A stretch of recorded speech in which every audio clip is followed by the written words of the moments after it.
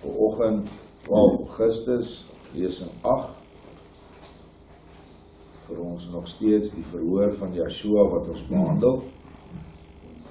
So nou gister opgehou en hier agter Sabbatdag en nou gaan ons net aan, dat hy daar staan in die vergadering. Toe spoeg hulle op hom en hulle slaan hom.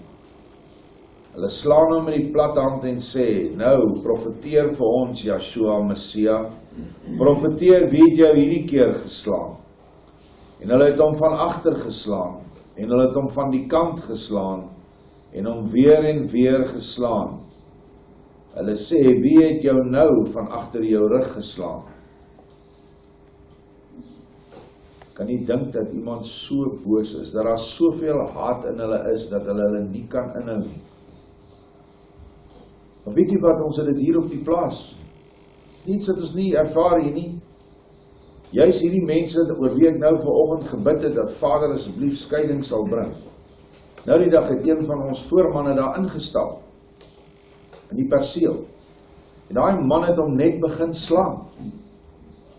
Onbeheerst. Want die haat wat in ons mense ingeplant word deur Satan, het net nie grense nie. Dit is regtig baie, baie erg. En die sameswering en die bid teen ons, dit maak elkeen van ons se gees, dit mat jou gees af. Jy dink jy's dalk moeg en jy's siek en jy's wat? Maar dit is hierdie aanslag wat ons het, wat ons siek maak. Jy sien, daardie emosies wat uitgestuur word vanuit siele, wat net oor jou die afgrond wil sien, net wil sien dat alles wat jy doen tot niet gaan. Dit het 'n effek in die sfeer waarin ons leef. En daarom moet ons dan om dit teë te staan net nog sterker in sy liefde bly. En nog vir meer krag vra om aan te gaan. Want anders sal ons nie kan aangaan nie. En ek praat nie van die goed wat ons elke dag teekom nie. Ongelukkig is hierdie plek oop. En ons het dronkaards en dwelmgebruikers en vroueslaners en al die sondes wat jy aan kan dink, kry ons hier. Dit is so. Egbrekery, hoerery.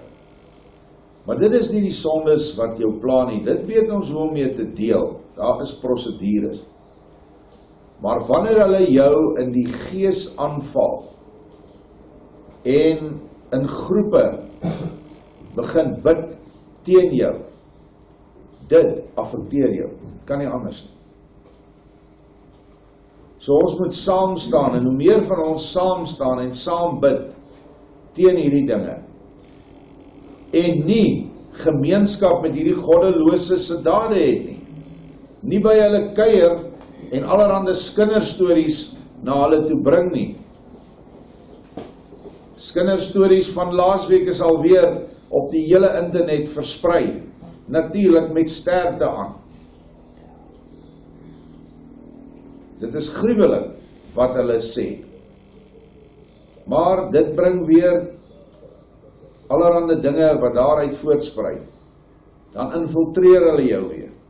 Want hulle wil nou agente hier hê om presies te weet wat hier aangaan. En hulle breek jou nog meer af. Al hierdie dinge herhaal homself wat JaHshua moes deurgaan in daai hofsaal. Ons is nie nou voor 'n fisiese hof met mense wat sit nie. Ons word tans deur die boerevolk se lede veroordeel, of kom ons sê veroordeel en gevonnis, en al wat hulle voorwag en juig en praat oor, is wanneer hulle die vonnis kan voltrek. Daar is al openlik vir my gesê in dokumente, briewe, e-posse wat na my toe gestuur is, dat ek nie werd is om die naam Jahwe oor my lippe te neem nie, en dat die dogter van Sion moet uitgewis word en ek moet doodgemaak word. Daar is gesê dat wanneer hulle oorvat in die boerevolk, sal ek die eerste ene wees wat hulle sal teregstel. Dit is mense in jou volk wat JaHshua nie herken vir wie hy is nie. En ek sê dit weer vir die nuwe mense. JaHshua is God self. Hy is Yahweh, hy is Elohim, daar is geen El buite hom nie. Hy is die Almagtige wie hulle so geslaan het. Daai haat van die Jode, daai Sadduseërs, het net oorgekook toe hulle hom voor hulle sien. En ons gaan dieselfde pad loop, want hoekom sal die bruid 'n ander pad moet loop as die bruidegom hierdie pad geloop het? En daarom moet ons mekaar versterk, en ons moet vir mekaar bid, en as dit nodig is, hande oplê, sodat ons daardie dieper krag wat Vader nou beloof het, deur Christine se boodskap in die laaste tyd, dat ons daardie kragte kan opneem, en lees weer Golgotha 3, al lees jy hom nou 10 keer, vra vir Vader dat hy die diepere waarheid kan openbaar aan jou siel, sodat jy daai ekstra kragte wat hy vir ons gee, ekstra liefde wat hy vir ons uitstort, dat jy dit kan intrek in jou innerlike siel en dat jy deel kan word daarvan. Want ons gaan dit nodig hê. Wie van ons sal so gestaan het? Ek het gisterand die boek klaar gelees, die hand wat die spykers ingeslaan het. Dit is net 'n ongelooflike hartseer boek oor wat hulle met JaHshua gedoen het, en is geskryf deur die ou wat die spykers deur sy hande en deur sy voete geslaan het, wat wel daarna, nadat sy seun dood is, wat hy tot bekering gekom het. En feitelik die hele boek, ek het nou nie alles gaan opcheck nie, pas in met die Johannes Evangelie, en pas in met die goed wat ons weet, soos wat ons nou uit Nikodemus uitkry. En mense, dit is eintlik baie, baie erg, hoe sy eie te kere gegaan het, net soos nou. En Gamaliel en Nikodemus, dit is die twee manne wat nou al reeds vir JaHshua herken het as die Messias, het uit daar die Sanhedrin uitgestap om die Fariseërs en die volgelinge van Barabbas op te roep, om die hele Jerusalem in oproer te bring en om JaHshua te red, indien hulle kom.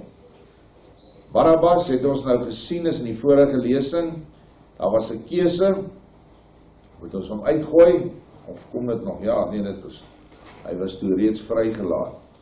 Hy was 'n vryheidsvegter. Hy was 'n man wat gedink het met geweld sal hy vir JaHshua op die koningstroon sit. Hy gaan die volk oproep, die organisasies noem nie, maar soos dit moet vergelyk, tipe van 'n AWB beweging, wat in die mense eie krag was, en nou uit hierdie eie krag wil hulle, die skepper van heelal, wil hulle nou op een of ander troon sit. Hoe belaglik. Maar ons is baie keer dieselfde. Nou Barabbas het ook na die tyd, het hy nie meer so te kere gegaan soos wat hy te kere gegaan het nie. Nadat hy JaHshua gesien het, langs hom gestaan het, hom gehoor het hy ook tot bekering gekom. Dit is die invloed wat JaHshua gehad het op mense wat in sy omgewing inkom. Die Jode het JaHshua onwettig gevonnis, want hulle het geweet dat hulle dit nie moes durf waag om die oordeel self uit te voer nie. Wat moes hulle doen? In die 15de hoofstuk van Matteus lees ons dat dit om en by 2 uur was, om presies te wees, want dagbreek het nog nie aangebreek nie. Die owerpriesters in konsultasie met hulle ouderlinge en skrifgeleerdes in die raad neem die geboeide JaHshua en het hom hastig aan Pilatus oorhandig. Pilatus nou die Romeinse gouverneur van Palestina, die hoogste gesag. Hulle het Pilatus uit sy slaap wakker gemaak en hom afgeroep na die regsaal. Pilatus sê, waarom moet ek na die regsaal kom? Waarom steur julle my in my slaap? Hulle sê, as u 'n vriend van Caesar is, of van die keiser is, sal u afkom dit is 'n ernstige saak, ons eis dat u dadelik sal kom. Normaalweg kon niemand 'n gouverneur in hierdie uur uit sy bed haal om 'n saak aan te hoor nie, beslis nie om 2:00 die oggend nie. Maar mense behoort nou al te weet dat daar vinnig aksie kom, wanneer Jode hulle vingers klap. Baie mense is vandag net soos in die dae van JaHshua, te bang om openlik te praat, soos wat julle ook in die 7de hoofstuk van die boek Johannes lees. Die mense van Galilea en Jerusalem was bang om openlik te praat uit vrees vir die Jode. Vrees vir hierdie basters, hierdie Sadduseërs, wat Babyloniërs is, wat teruggekom het van die ballingskap, en hulle self ingekoop het. Vir hulle was hulle bang, want hulle het 'n skrikbewind gevoer. Hulle het hulle spioene oral gehad. Jy moet nie dink die spioen loop rond daar met 'n toga, of die kleed wat die Fariseërs gedra het nie. Hulle trek hulle aan soos Grieke, hulle trek hulle aan soos Romeine, hulle trek hulle aan soos die gewone volk in Juda. En hulle luister. En die oomblik as hulle hoor, maar hier's 'n ou wat nie die belastings voluit oorbetaal nie, kom gryp hulle op. En sommer maklik word hulle doodgemaak. So hierdie ouens was bang, hulle het nie praatjies gemaak nie. Ons lees nou in die verslag dat Pilatus JaHshua in sy teenwoordigheid gebring het en hom na die regsaal gelei het.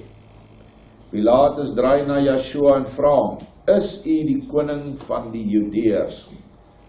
JaHshua antwoord, u sê dit. Daarop draai Pilatus na die owerpriesters wat JaHshua in hulle eie hof van baie dinge beskuldig het. Hulle het gesê dat hy 'n godslasteraar was en as mens het hy homself tot God gemaak. Maar nou terwyl hulle voor Pilatus staan, sê hulle, hy sê hy sal homself 'n koning maak in die plek van die keiser. Kyk hoe slinks is hulle. Nou is die aanklag nie meer godslastering nie, maar sedisie of opstand, hoogverraad. Weet julle hoe maklik kan hulle ons van hoogverraad aankla? Kom ons sê is 4 of 5 ouens by mekaar en een ou is 'n agent. En moenie fout maak nie, hulle is hier. En ons praat daar en een sê, sommer tyd, ons moet Malema doodmaak, of ons moet die president doodmaak, of wat ook, sê nou maar iets ergs, nie, of iets gaan opblaas. Net daar, hardloop daai ou na sy hanteerders toe, hy lê verklarings af, hy beëdig dit. Hulle kom en hulle gryp die manne wat in daai vergadering was, en moenie dink hulle weet nie wie daar was nie, jy kan dalk dink jy is onbekend. Hulle het maniere waar hulle almal wat hulle dophou, die toestemming het om jou tracking op jou telefoon altyd aan te hou. So hulle sien waar was die verraaier se telefoon, dan sien hulle maar in die omgewing van hierdie verraaiers telefoon was daar nog 'n klomp telefone. Nou 'n paar jaar terug moes jy Rika, is dit wat hulle dit noem. So nou het jy jou adres en jou naam. So op grond van 'n telefoon sê hulle maar hierdie ou het die verklaring gemaak, julle was almal teenwoordig. Dit is 'n sameswering, dit is hoogverraad en hulle arresteer almal. Right, dan begin hulle met die volgende ding. Hulle kyk wie's die sagste een nadat hulle hom ondervra, al die ouens nou ondervra, dan sien hulle maar hier's 'n ou, hy gaan nie lank sonder sy vroutjie kan bly nie. Dan sê hulle vir hom, luister, as jy nou teen die ander ouens getuig, dan laat ons jou vry. Dan doen hy dit, want hy's 'n papper. As altyd papperts in sulke sameswerings. Nou is daar al 2 getuies, en dan kry hulle dalk nog 'n derde een. Maar dan het hulle die belhangels, die ouens wat hulle nog altyd wou kry, die stuur hulle dan tronk toe, na 'n verhoor, wat so korrup is gewoonlik, wat ook 'n sameswering is, soos wat ons arme broers, die afgelope, vir 12 jaar bykans, in aanhouding was, voordat hulle gevonnis is. Hierdie goed is ernstig, en ons is in ernstige tye, en Vader het nie verniet dat ek hierdie boodskap oor die verhoor nou in hierdie tyd bring nie, want ons is ook reg oor Suid-Afrika, jy hoef nie op hierdie plaas te wees nie, ons is ook reeds die teikens van hierdie boosaards. So wees versigtig vir wie jy lekker smalende inligting gee, want die verraaiers is op hierdie plaas. Op vars broodjie, Gilgal, die ander groepe weet ek nie eers nie, hulle is daar. Goed gebeur, 3-4 dae gelede op die plaas, en dan skielik is dit reg oor Suid-Afrika en ander groepe wat ek nie eens weet wie hulle is nie, is dit ingesit, natuurlik met verdraaiings. So ek waarsku almal, dis maklik om jou, as jou mond los is, jou lippe, jy dit nie onder die beheer het nie, dan kan jy groot moeilikheid vir jouself maak. Daar is in die skrif genoeg verse dat sê, dink voordat jy praat. Hoe ongelooflik boos, dis weer Wesley Swift wat praat, en goddeloos, is die weë van hierdie mense, wat hulle in ons volk inforceer, wie ons Christenskap haat. Hier kan ek sê vandag, ons volgelingskap van die Messias, want Christenskap het al iets by die deur uitgegaan. En dan, wanneer iemand hulle ontbloot, word hulle beskuldig van sedisie, of soos ek gesê het, hoogverraad, dieselfde betekenis. Dit het selfs hier in ons eie land, hy is Amerikaner, gebeur, ek voeg by, ook in Suid-Afrika, is ons al blootgestel aan hierdie goed, 30 jaar, 40 jaar. Kom nou saam met my na die boek Matteus, waar ons sal uitvind wat daarna in die regsaal van Pilatus gebeur het. Ek dink dit is belangrik dat u dit hoor en onthou, aangesien dit verband hou met die hofsaak van JaHshua, meer as byna enige van die gedeeltes wat aangeteken is. Voorlopig het hulle JaHshua aan Pontius Pilatus oorgegee, en hoewel die poging om JaHshua te vernietig tot nou toe op 'n aanklag van godslastering berus het, word dit nou voor Pontius Pilatus gebring, omdat hulle bekommerd en bang was om hom dadelik te vernietig. Hulle het geweet, hulle kan nie die doodsvonnis vel sonder die toestemming van Rome nie. Dan het hulle moeilikheid. Die aanklag word voor Pilatus verander, om te lees dat hy 'n vyand van die keiser was. Hulle het dus die gouverneur wakker gemaak met hulle fakkels en lanterns, en JaHshua het voor Pontius Pilatus gestaan. En Pilatus draai om na die beskuldigers en sê, watter beskuldiging bring u teen hierdie man in? Hulle sê, as hy nie 'n boosaard en misdadiger was nie, sou ons hom nie na u toe gebring het nie. Pilatus antwoord, nou as hy 'n boosaard is, waarom oordeel hy hom nie dan volgens julle wet nie? Hulle sê, omdat ons hom wil doodmaak, en ons nie mag doodmaak onder die Romeinse wetgewing nie. U moet hom doodmaak. Pontius Pilatus sê, is dit so? En hy gaan weer terug na die ontvangsaal en roep JaHshua na hom toe en vra, is u die koning van die Judeërs? JaHshua sê, u het dit gesê, bedoelende in hakies, het iemand dit vir jou gesê, of het jy dit self uitgedink? Toe antwoord Pilatus om en sê, is ek 'n Jood? Hierdie mense, vermoedelik u volk, hoor mooi, vermoedelik u volk, want die Jood was nie deel van JaHshua se volk nie, hulle was infiltreerders, bastersaad, kinders van die slang, genetiese nageslag van die duiwel het JaHshua hulle geïdentifiseer. Ook Johannes die doper het hulle so geïdentifiseer. En op die getuienis van 2 berus die waarheid, want JaHshua het nooit vir Johannes die doper berisp oor daardie woorde in die boek Johannes nie. Inteendeel, die boek Johannes is gedikteer deur JaHshua aan Johannes die apostel. En hy sou nie vir JaHshua, hy sou nie 'n diktaat neergeskryf het sonder JaHshua se goedkeuring. So het ons 2 getuies, Johannes die doper en JaHshua, dat dit slangsaad is wat al die tyd vir hom wou dood hê. JaHshua sê, toe antwoord Pilatus om en sê, is ek 'n Jood? Hierdie mense, vermoedelik u volk, het u uitgelewer aan my. Wat het u gedoen? JaHshua antwoord, my koninkryk is nie van hierdie wêreld. Dit was nou 'n ware antwoord.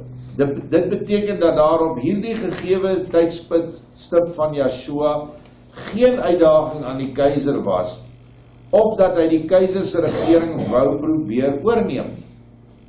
Want hy sê nou vir hom, man, ek wil nie die Romeinse koninkryk oorvat nie, my koninkryk is nie van hierdie wêreld nie.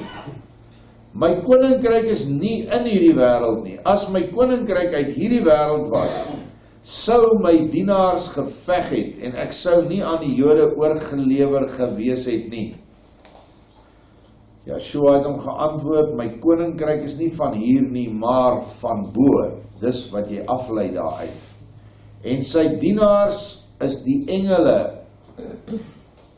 En hy het meer engele, as wat elke engel presies styf skouer teen skouer, bors teen bors en rug teen rug staan, en jy pak hulle om die hele wêreld, dan is dit nog nie 'n druppel van sy engele nie. Dis hoeveel engele hy het. Dink nou vir jouself hoe groot hierdie aarde is. Dink hoeveel engele is daar. Dink jy dat hierdie klomp patete in die Sanhedrin, of die Romeinse keiser in Rome, enige iets teen so 'n man kon gedoen het? Niks. Net omdat hy gesê het, laat die skrifte vervul word. Hy het reeds in die tuin gesê, nie my wil nie, maar laat u wil geskied. Nou sê Pilatus, is hy dan 'n koning? U sê dat ek 'n koning is, sê JaHshua vir hom. Hiervoor is ek gebore. Om hierdie rede het ek in die wêreld gekom om te getuig van die waarheid. Ek het getuig van die waarheid. Iets roer toe nostalgies in die gedagtes van Pilatus.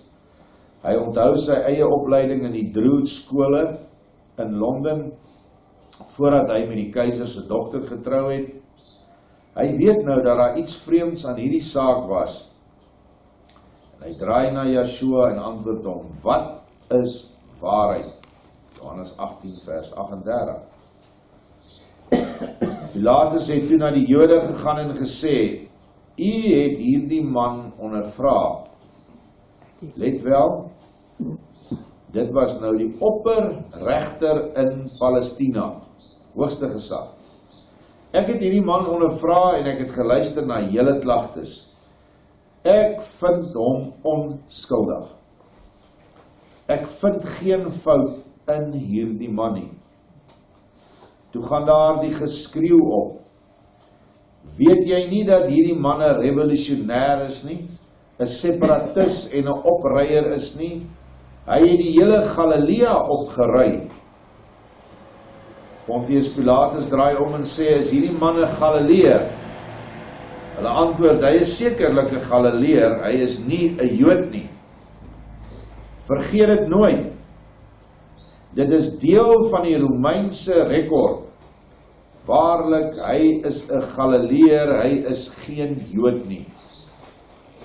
Hy is op die plek gebore, en hy nie daar gebore nie, maar daar gewoon in Nasaret, waar Benjamin was, aan die oewers van die Galileese meer. Suiwer bloedlyn vanuit Benjamin, Juda en Levi. Dit was die 3 stamme, as jy die stamme daar se name gaan kyk. Maar hy was geen Jood nie. En dis belangrik, want nou kom ons agter, jy kan nie al die woorde Jood in die Bybel vertaal. Toe ons dit vertaal het, het ons seker is reggemaak. En ek is nogal redelik alweer mense aangevat daaroor. Kom maak jy seker nie Jood nie, aan nie nou jy Judea. Uit die konteks kan jy dit sien. JaHshua word hier baie duidelik gesê, hy is geen Jood nie. Bedoelend, hy is 'n suiwer Judeër. Die Jood is die Sadduseërs, wat nou geïnfiltreer het, wat nou Fariseërskap gehad het, tussen hulle gebly het, en in baie van die bestuurs- en beheerposisies was. Byna soos ons in Suid-Afrika, na die Tweede Vryheidsoorlog. Terwyl Transvaal en Vrystaat deur die boerevolk geregeer was, het ons toe in 1910 'n unie gekry. En so het baie van hierdie vals Cape Dutch Afrikaners wat in die Kaapland gebly het in die regering ingekom. 'n Man soos Jan Smits wat van die begin af ingekoop is, ingebring is uit Cecil John Rhodes se kantoor uit na die arme, naïewe Paul Creer, wat van nêrens af 'n generaalskap gekry het nie. Selfs met die verraaier Louis Botha en al hulle aanhangers en hulle partye wat hulle toe gestig het en wie vir hulle gestem het. Regdeur tot die meeste van die nasionale party se lede. Ja, hulle het dit goed bedoel, maar dit was nie vir hulle oor die volk nie. En dit is wat gebeur het met die boerevolk, presies wat gebeur het met die Judeese volk. Hulle is geïnfiltreer deur mense wat geld gehad het, wat niks sou ontsien om mag en nog meer rykdom te kry nie. En so in hierdie land was dit ook so. Hulle het almal 'n prys gehad. Dieselfde skuim wat ten tye van die boereoorlog, terwyl duisende vrouens en kinders sterf in die konsentrasiekampe, het hulle perde geteel, beeste geslag, groente geproduseer, voer aangery vir die Engelse se oorlogsmasjien. Hulle het nie omgegee hoeveel vrouens en kinders word vermoor nie. Hulle het nie omgegee hoeveel van die boere teen hierdie oormag oor die 300.000 man, en ek dink nie die boere was aan die einde meer as 30.000. Daar was 'n paar rebelle, die meeste van hulle het met hulle lewens geboet, want Engeland as hulle gevang het, hoogverraad, sien jy nou hier, sedisie, onmiddellik, teregstelling teen 'n muur, kinders wat geveg het van 12 en 14 jaar oud, wat uit die Kaap uitkom, is tereggestel deur hierdie mense. So ons volk het 'n baie sterk parallel met hierdie toestande van die Judeese volk 2000 jaar gelede. En dis wat dit so belangrik maak dat ons hierdie verhoor letterlik stukkie vir stukkie nou ontleed. En ons kan dit sien. En jy sien die streep en die lyn wat getrek word deur Suid-Afrika se Afrikaans sprekende blanke. Jy het die een groep wie se ouers en voorvaders, nie ouers nie, voorouers, deur daai oorloë eers oor die Drakensberge gekom het. Deur daardie bloedrivier sages, vegkop sages, hulle gevestig het in die republieke om te boer en hulle identiteit te behou. Dit is hulle wie se ander ouers of latere nakomelinge die rebellie begin het teen hierdie Smits regering wat wou gehad het dat ons teen Engeland moes veg. En aan die ander kant van hierdie lyn wat deur hierdie land loop, het jy die Afrikaner, of vir my is 'n baie beter woord, die Cape Dutch. Hy het geen identifikasie met die republieke nie. Vir hom, of daar nou 'n boer aan bewind is en of daar 'n Malema aan bewind is, solank hy net kan geld maak. Dit is waaroor dit vir hulle gaan. Daar is baie wat nou wakker word, daar is baie wat nou oorkom. Daarom vergewe my, maar ek het nie baie simpatie wanneer die plase in Stellenbosch afgebrand word en mense daar die duurste prys betaal nie. Want dit is hulle wat saam met hierdie mense was. En ons verstaan nou dat baie van die geld wat vanuit die buiteland toe is van hierdie ANC, en moenie dink dat hulle nie geld het nie. Die Ramaphosas en die Segwalis en al daai goed is stinkryk. Ons het nie 'n idee hoeveel geld hulle het nie. En hulle gangsterbendes maak die mense op die plase dood, veral die wynplase soek hulle, want dit is mos nou 'n vreeslike eer om 'n wynplaas te hê. En dan koop hulle hierdie plase op vir 'n appel en 'n ei van die vlugtende boere wat dit gehad het. Hierdie aanslag is groot. Maar laat dit dan verby ons gaan. Ons het reg op grond wat ons konvensies het, hierdie boererepublieke. En ons het die reg om Vader te vra om ons grondgebied te herstel, want dit was ons grondgebied gewees, die ander was nooit ons grondgebied nie. So jy kan nie iets wil hê wat jy nooit gehad het nie. Maar jy het internasionale regsdokumente waar hierdie land, hierdie grond wat ons op bly vandag, ons sin bewys. Maar dis die fisiese.